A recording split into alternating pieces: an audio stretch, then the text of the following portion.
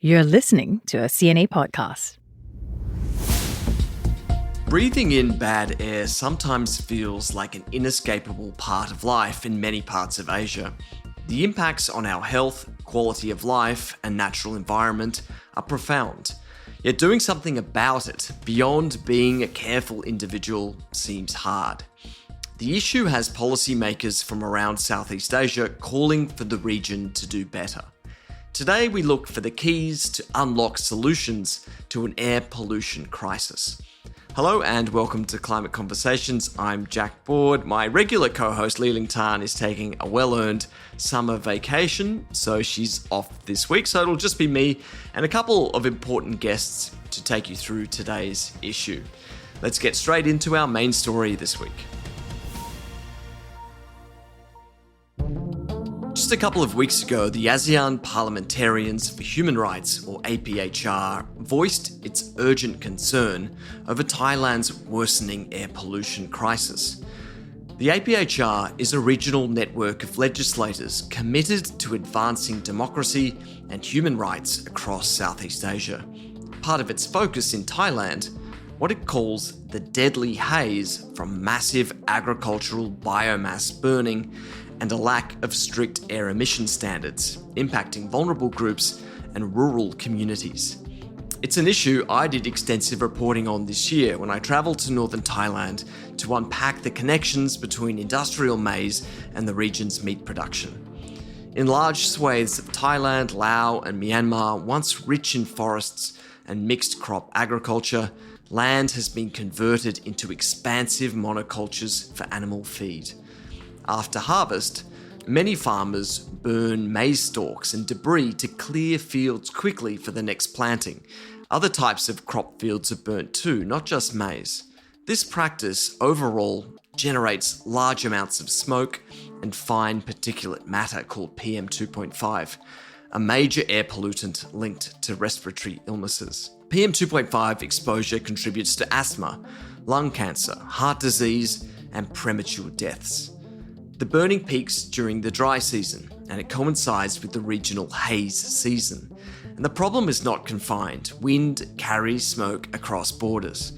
Increasingly, there have been calls from scientific researchers, clean air advocates, and environmental groups to improve the sustainability of the maize industry and address its impacts on health, soil, air quality, water, and livelihoods. Joining me today are two members of APHR. Nitipon Piwmow is a member of the Thai Parliament representing the People's Party. He's a champion for environmental justice and he joins me from Bangkok. Nitipon, welcome to Climate Conversations. Hi, good morning, Jack. And as well, Arlene Brosas is a former member of the Philippine House of Representatives under the Gabriela Women's Party list, and she's a strong advocate for children and women's rights. Arlene, great to have you on as well. Thank you. Hello. Good morning. Good morning, everybody. Hello, Arlene. You two already know each other, but I'm the new one in the room here. Okay, Nitipon, let me start with you, given that you do live and breathe air in Thailand every day. Now, I live in Bangkok too, and looking out the window here, the sky is looking okay right now, this time of year. But for our listeners, can you paint us a picture of what a bad air day actually feels like? We are both in Bangkok at the moment. Luckily, we are in the rainy season. That's why we don't see that not much air pollution. But just back for a few months, if you go to the northern of Thailand, for example, I live in Chiang Mai, it's my hometown. It was really bad. Yeah, and it is very bad in that period of time for many years. I think more than 10 years back from now. If you go outside, you have to smoke something really bad. If you go inside, even though you live inside, but you don't have clean air room that's safe for you to breathe. So basically, they breathe the bad thing to their lung every second. The reason is about the air pollution in the northern of Thailand is because of burning fields. Yeah, we have cornfields, we have rice fields a lot in the northern part of Thailand, but it's not just only in the northern part of Thailand. Also, if you are living in Bangkok, the main reason is about the factories and transport station. The old diesel engine cars, we have more than 10 million old engine cars that produce air pollution every second. And that's how we breathe every day. It's really bad. It's not just only about the health. It's also about the economics because the bad season, we say that the smoke season, which is the high season for the northern part. It is around the end of January, February. The high season in Chiang Mai is December, January, February. That means we have less tourists. And even though not foreigner tourists, also Thai tourists, normally they change their mind. They don't go to the northern part because of the air pollution. For you, when did air pollution become more than just haze outside? It became something that not just every year, but you realized that this was a real crisis for people's health, the environment, and for the economy. Yeah, that's the real question. And back into the parliament, we're talking about the air pollution, especially PM 2.5, right? Almost 6-7 years already. I think I'm one of the first MP that speak about the PM 2.5 in the parliament.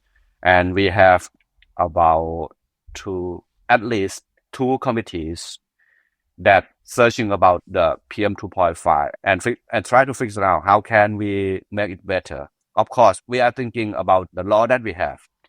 And also after that, we think that our law, the law that we have is not enough. We are thinking about how about the other country, what they are doing. They have Clean Air Act.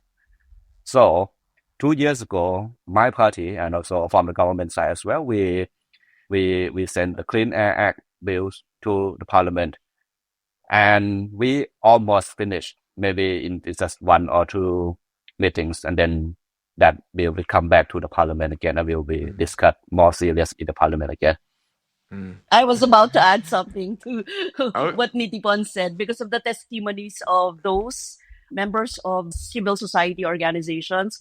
They were really saying that there is a health and economic burden seen in Thailand because of the PM 2.5.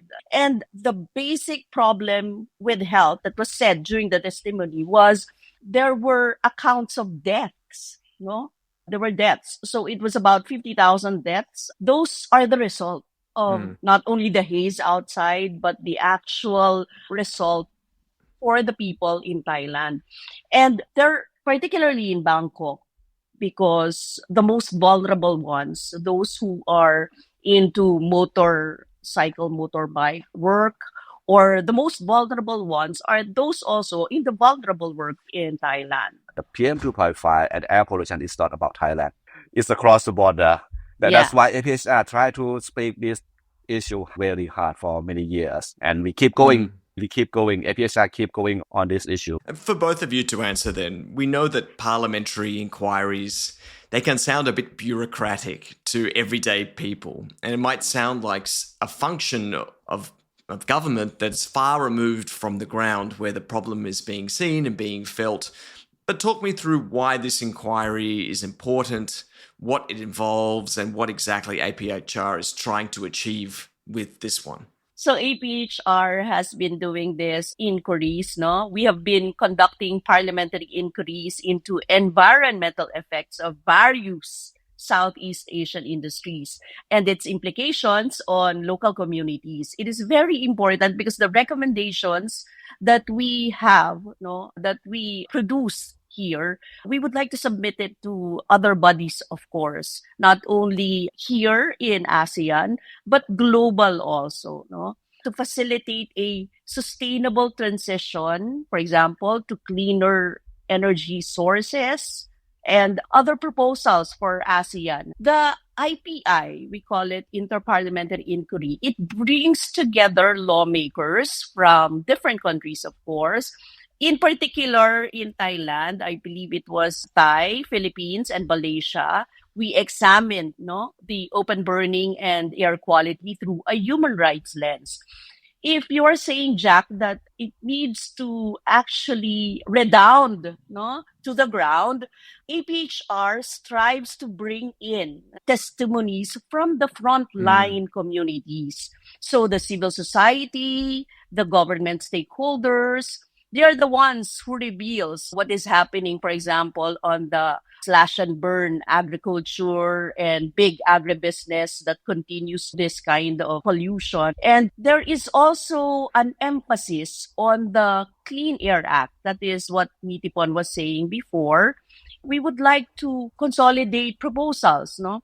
And we aim to institutionalize emission standards, for example, data transparency, interagency accountability, and of course, recognizing the transboundary haze pollution, which is there should be a cross-border collaboration on this. So we believe that through the APHR's effort on the IPI, we can address. One important point that Arlene just mentioned that about the cross-border. This is I think this is one of the most important issue that that's why we have APHR members from different countries in Asia, because we can get back to our country and talk about this topic, right? We have to work together. Is this possible just only in Thailand? Try to stop, even though let's say in Thailand, we know we have no more open burning in my dream right now, but in our neighbor, they still have off burning. And when the wind go to this way, back to Thailand, we also breathe that burn. That's why APHR try to help and raise this issue and go together with all the MPs from our members. Arlene, you raised there briefly the impacts of the meat industry. And Nitipon, you would know very well that the meat industry is a very powerful one in Thailand, and it plays a role in this issue. Can you talk us through what you know about the connection with meat demand and industrial agriculture? And as an MP, how can you use your position to have some influence on government policy in that area? The government should be seriously talk with the big company. And in my opinion, they can still run their business, but they should put more attention for the open burning, for their contract farming. That's what I mean. Of course we still eat meat, right? We still need that protein for our good health, but we should pay more attention about that. And I hope that the Clean Air Act, right, will control for that problem about the air pollution, of course, and especially across the border. Arlene, this is really getting to the heart of the issue here, and you've been really outspoken on environmental justice too. How do you think consumer demand for eating meat across the region connects to what we're seeing in the sky? I believe there were two problems presented during the IPI. It is the role of those polluters who are in the big businesses or big corporations and agribusinesses, which technically also would mean the meat industries, no? The big industries. They were saying that we should hold major polluters accountable, but there's also a part wherein there are small farmers, small industries. We also need to protect them, of course, and they're the most vulnerable ones. For example, the slash and burn issue, when that was presented during the inquiry, we were saying how to really protect those farmers, at the same time hold the major polluters accountable. So we came up with the recommendation in the IPI, the APHR recommendation, which is to end impunity for industrial scale polluters. So especially big agribusinesses that continue to benefit from the lack of enforcement. As Nitipon was saying, that we have to enforce the Clean Air Act fairly and effectively. And because that will also redound to the consumers, diba? From the lack of enforcement and mechanisms and regulatory oversight. And at the same time, on the other hand, support the farmers with just transition measures. For example, provide real sustained support to smallholder farmers through equipment, subsidies, training to adopt sustainable alternatives. For example, alternative to slash and burn practices. Because most of the polluters, it really came from the big industries.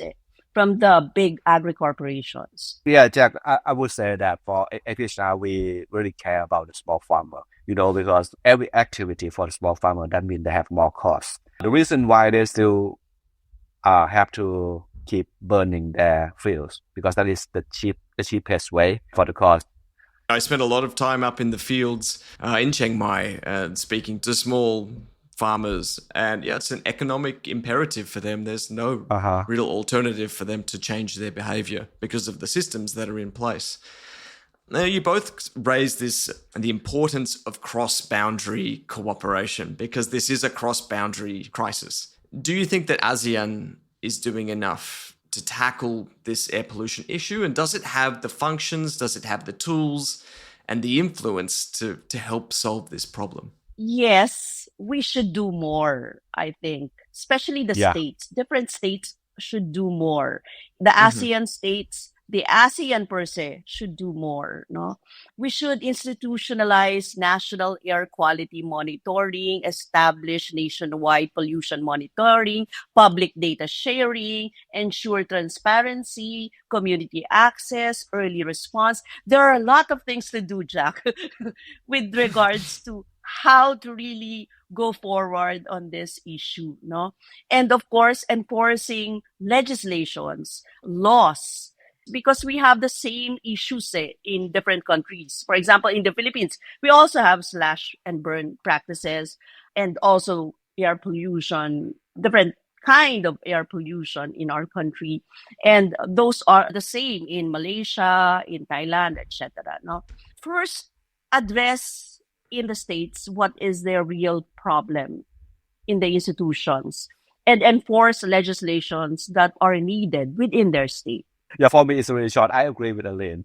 One reason we should work more hard, that because I still see the haze across the border. That means we still have a lot to do in our own country. Just to finish up, Nitipon, can you give us an idea of what is happening now with the Clean Air Act? I know it's getting closer and closer to potentially becoming effective legislation. So if we to talk about the rest of this year, what are you expecting? The Clean Air Act, it will be back to the parliament is very soon. Hopefully in this year, hopefully. One big change for the Clean Air Act, that we can give more power for the local government. In the past, local government, they have no chance to join. Because the local government, that means from the local people. They know the exact problem. We should give more power for the local government. I hope for this changing will be change our life, and we can give the clean air back to every people. That's a nice sentiment. Arlene, just to wrap up, do you feel like the winds are shifting, so to speak, that there is some political appetite here, there is some momentum to actually address air policy across the region? Yes, I think so. No, I think so. We've started, in APHR, this inquiry basically to address these issues, the transboundary pollution and the cross-border collaboration. But in terms of collaboration, we have to figure out first how to do that. No, we really need to look into the impacts of the climate change and air pollution in each country, and then talk about it, the continued dialogue of different countries, and addressing it in the ASEAN and in the global arena. Okay. Thank you so much both for all your hard work in this really important area for millions of people. And thanks for joining us today on Climate Conversations. Thank you, Jack. You're welcome. It's my pleasure. Thank you, Jack. Thank you, Arlene. Thank you, Nitipon. That's all for this week. We'll be here again next Thursday. Li Ling will be back in tow. Do come and connect with us on LinkedIn. That's where we post a lot of our journalistic content these days. I'm Jack Board. Thanks to the team that produced this episode: Arjun Bala, Saye Win, Tiffany Ang, Janani Jahari, Penning Ho, and Nat Fetelvero.